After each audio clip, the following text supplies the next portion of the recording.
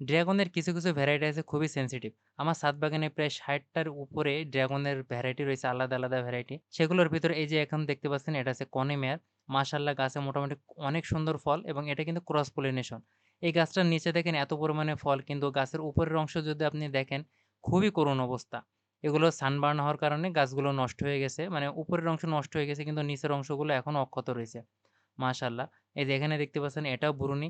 এটা হচ্ছে কনিমেয়ারের জাত ভাই বলা চলে। কনিমেয়ার বুরুনি এবং কাতিভানা রোম এরা হচ্ছে থ্রি সিস্টার বলা হয় কনিমেয়ারের। এখানে গাছগুলো দেখতে পাচ্ছেন মাশাআল্লাহ এবার পর্যাপ্ত পরিমাণ কনিমেয়ার এবং বুরুনির ফল পাইছে এবং ফলের ফ্লেভার কিন্তু মাশাআল্লাহ অনেক সুন্দর।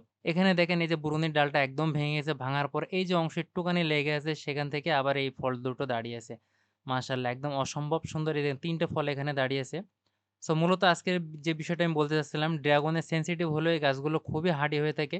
উপরের অংশ পচে যাওয়ার পরেও এই যে কান্ডটা থাকে ভিতরে সেই কান্ডটাই কিন্তু গাছটাকে সম্পূর্ণ টিকিয়ে রেখেছে এবং এই অংশটা কিন্তু আমার এবারের পচা না, গত বছর পচে গেছিল। সেখান থেকে এটা এভাবেই আছে এবং তারপরে নতুন ডাল থেকে এই ফলগুলো এসেছে।